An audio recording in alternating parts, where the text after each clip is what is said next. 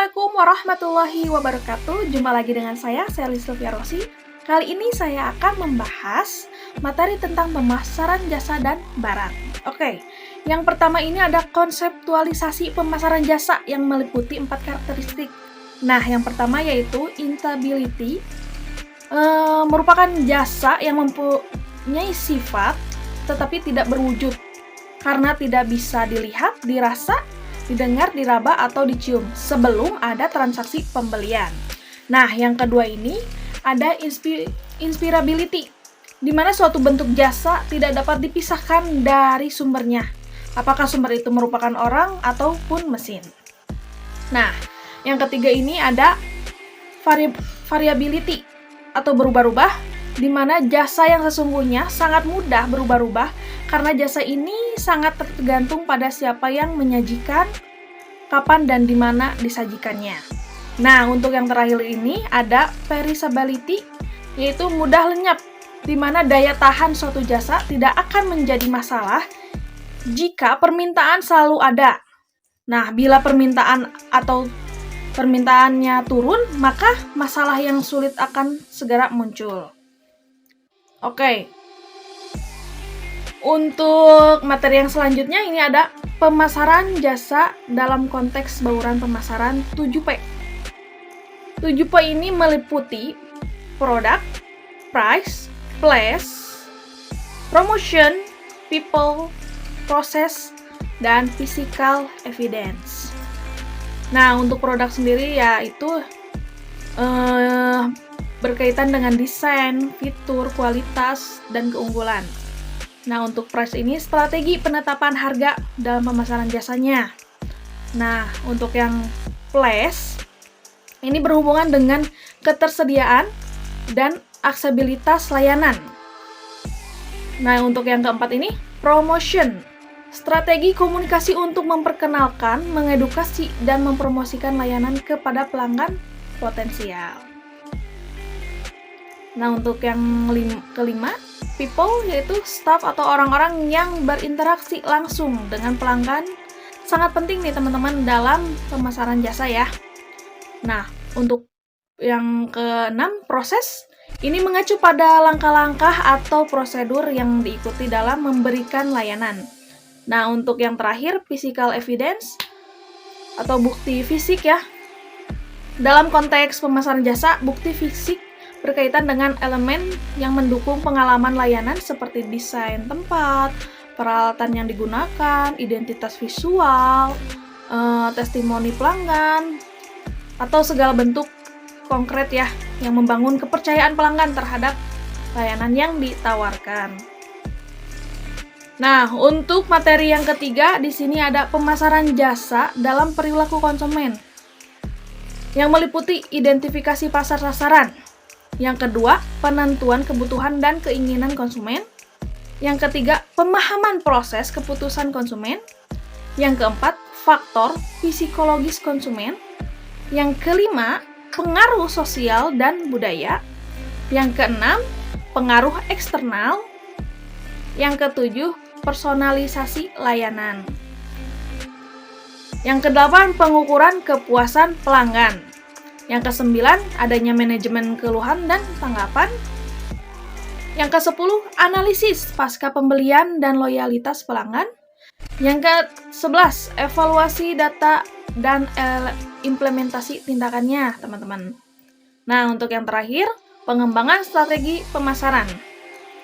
Oke, kita lanjut ke materi keempat. Pemasaran jasa dalam segmentasi pasar itu seperti apa ya, teman-teman nih.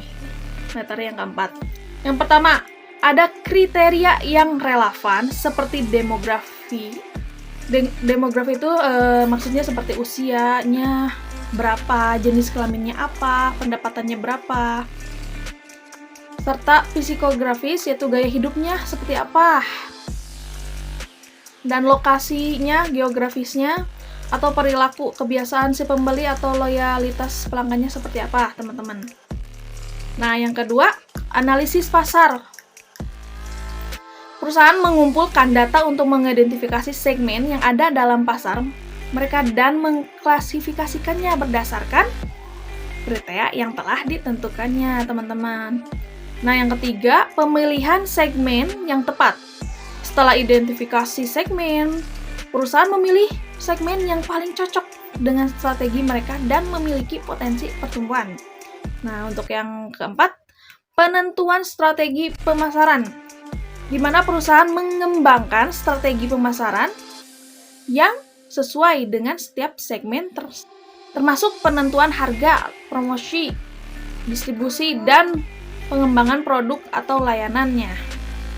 Nah, untuk yang terakhir nih, yang nomor 5, implementasi dan evaluasi. Merupakan perusahaan menjalankan strategi pemasaran yang setiap segmen kemudiannya terus-menerus gitu, teman-teman. Nah, untuk materi yang kelima, di sini ada manajemen pemasaran jasa dalam strategik. Manajemen pemasaran jasa dalam strategik melibatkan beberapa aspek penting, teman-teman. Di sini aku punya 8 poin. Yang pertama, ada penetapan tujuan. Menetapkan tujuan jangka pendek dan jangka panjang yang terukur untuk pemasaran jasa, seperti peningkatan pangsa pasar atau loyalitas pelanggan. Nah, yang kedua, pengembangan branding, membangun citra merek yang kuat dan membedakan layanan dari pesaing dengan menekankan nilai tambah yang unik. Nah, untuk yang ketiga, pengembangan produk dan layanan. Yang keempat, strategi distribusi. Yang kelima ada pricing, di mana penetapan harga, pricing itu ya. Yang keenam ada strategi promosi. Yang ketujuh ada manajemen hubungan pelanggan. Dan yang terakhir ada evaluasi dan adaptasi.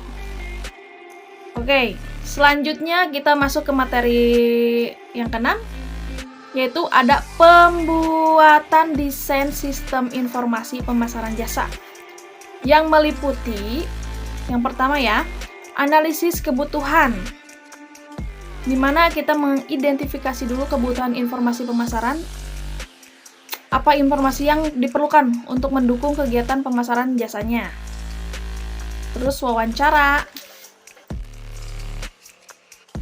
Terus setelah itu, poin yang keduanya, perancangan sistem. Memilih teknologi informasi.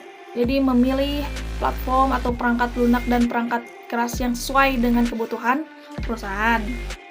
Yang ketiga, ada pengembangan sistem, di mana kita bisa mengimplementasikan desain sistem pada perusahaan kita dan bisa mengembangkannya yang pastinya. Yang keempat ada implementasi, di mana kita bisa melakukan pelatihan pengguna. Jadi setiap pengguna desain ini, informasi pemasaran jasa, bisa dilakukan pelatihan. Nah, untuk yang kelima ada pengelolaan dan pemeliharaan, yaitu sesuatu monitoring atau kinerja sistem.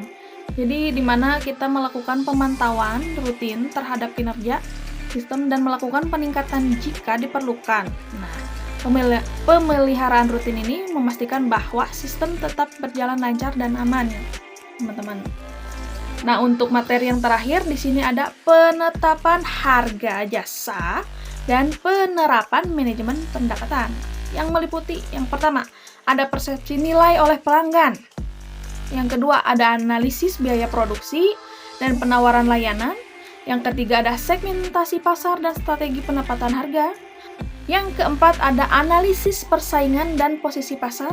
Yang kelima, ada perubahan dan adaptasi harga. Yang keenam, ada legalitas dan etika, teman-teman. Mungkin segitu dulu materi yang bisa saya sampaikan. Mohon maaf bila ada kekurangan atau salah-salah kata. Wassalamualaikum warahmatullahi wabarakatuh.